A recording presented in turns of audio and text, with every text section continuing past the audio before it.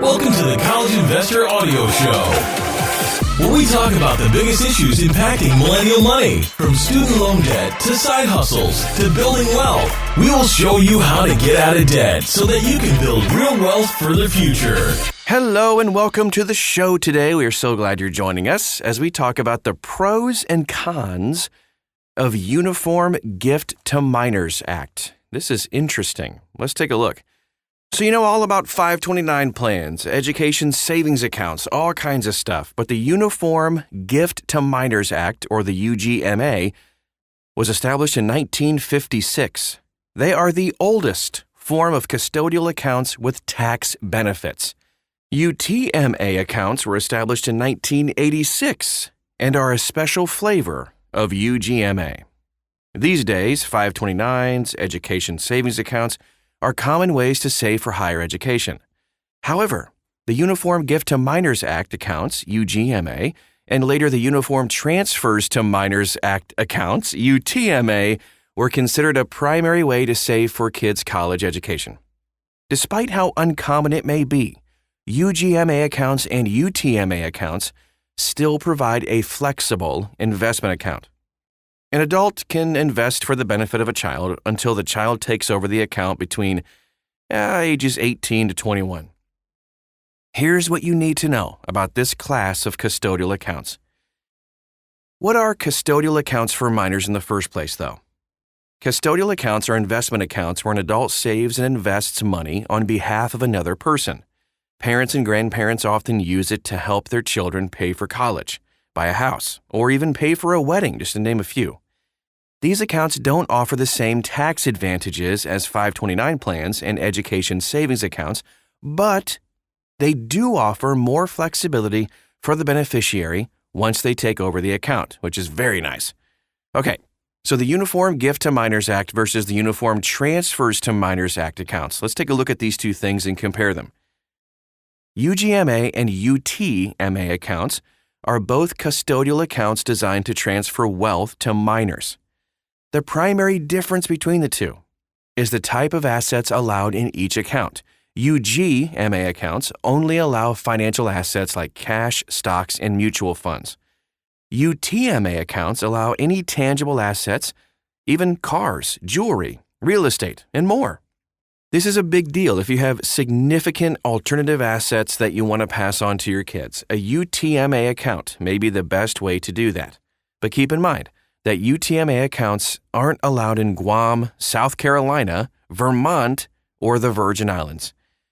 But in general, beneficiaries will take over UGMA and UTMA accounts between the ages of 18 to 21. However, a lot of states have a higher age of majority limits for UTMA accounts compared to UGMA accounts. While the accounts don't offer any tax advantages for contributing to the account, parents may get a small tax break on the earnings. Unearned interest in a child's investments is subject to kiddie tax rules. In 2023, the kiddie tax rule will provide a small shelter on up to $2,500 earned in an investment account owned by a minor, which is including a UGMA account. I hope that makes sense. Once the beneficiary reaches the age of majority, they take over their UGMA account, and then after that, they can use the money for whatever they want to. The beneficiary might use it for their education, but they could also use the assets to start a business or even take a trip to Hawaii. I don't think I'd be too excited about that if I was a parent. I saved up that money for you to take a vacation? Anyway, the original investor has no say in the funds once the beneficiary takes over the account. All right, time for some rapid-fire fast facts on the Uniform Gift to Minors Act account. Use: adults can save and invest on behalf of children, transfer to the beneficiary. Beneficiary takes over the account between 18 to 21, depending on your state. Assets allowed in these accounts: financial assets like cash, stocks, bonds, ETFs, and mutual funds. Tax benefits for contributions? None. Tax benefits: a portion of earnings in the account may be subject to kiddie taxes, where the earnings are taxed at 0% for the first $1,250 and the child's tax rate for the next $1,250. So up to $2,500 total. Gift tax limits apply? Absolutely yes. States that allow it, every U.S. state and territories allow the UGMA. Now let's talk about the Uniform Transfers to Minors Act. Fast facts. Use, adults can save and invest on behalf of children. Transfer to the beneficiary. They take over the account, same as the UGMA, 18 to 21 depending on your state. Assets allowed, financial assets like cash, stocks, bonds, ETFs, mutual funds, and tangible assets like cars, jewelry, or even real estate. Tax benefits for contributions? Nope. Tax benefits overall? A portion of the earnings in the account may be subject to kiddie taxes, where the earnings are taxed at 0% for the first $1,250, and pretty much the same thing as the UGMA, the child's tax rate for the next $1,250. Gift tax limits? Yep. And the states that allow it everywhere except Guam, South Carolina, Vermont, and Virgin Islands allow this UTMA. Uniform Gift to Minors Act and Uniform Transfers to Minors Act account rules. Let's dive in just a little bit deeper, then we'll wrap up for today. UGMA and UTMA accounts have fewer rules than 529 plans or even education savings accounts. However, adults need to be careful to manage these funds properly. Account funders must remember this. Accounts are subject to gift tax limits. In 2023, you can't put more than $17,000 in a custodial account without paying gift taxes on the additional gift.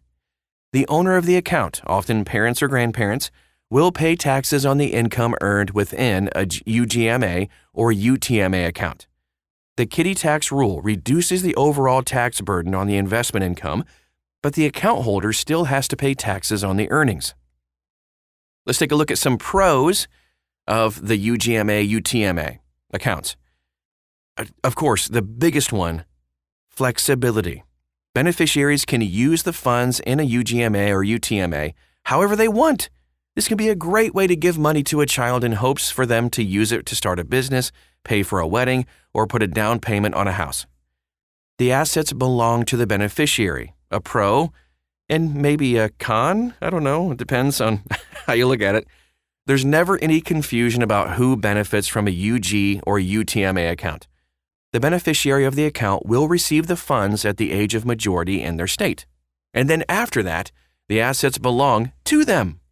A wide array of investment options. This is a big deal. The UGMA accounts house any financial assets, and then the UTMA, as we talked about, can include physical assets as well. You aren't limited to the investment options chosen by your state's 529 plan. All right, with the pros list always comes the cons. There are no tax advantages for contributions. This is kind of a big deal. The UG or UTMA plans offer no tax advantages for, quote-unquote, contributions. You can contribute up to the gift tax limit in a given year, which in 2023 is $17,000. There's no oversight for the use of funds. Yeah, I know. Once the beneficiary takes control of the account, the original owner can't stop them or tell them how to use their money. It belongs to them. While the beneficiary may use the money wisely, they could also blow it on foolish stuff, like a trip to Hawaii or a misguided investment. And there are limited tax advantages on the income earned. Tax owners will receive a small tax deduction, $1,250 in 2023, on the unearned income, and they will pay the child's tax rate for the next $1,250. After that, the tax rate on the income is paid at the account owner's rate. While owners may enjoy a small tax break, the overall savings is very limited. All right, so let's wrap things up for today. Here's the bottom line. Perhaps the most important rule for parents to remember is that this account is a no-strings-attached transfer of wealth. When the beneficiary hits 18 to 21, the account is theirs. They can do what they want with the money. If this is important to you and you're not too concerned about tax benefits, for example, earnings in a 529 plan grow federally tax-deferred, giving your funds an opportunity to compound faster. But if you're simply just wanting to pass on assets to your child, a UGMA or UTMA could be a very good option for you. But just remember the gift tax limits. If you want to find out more about UGMA, UTMA, 529 plans, education savings accounts, all of it. You can find tons and tons of stuff to dig into at thecollegeinvestor.com. If you ever have any questions or you want to get to know us, we would love to get to know you and help you along in your money journey. Just follow us or like us or friend us or whatever else you do on social media. We're like everywhere. Just search for The College Investor and you'll find us. Thanks again for stopping by today, and we'll talk to you again real soon.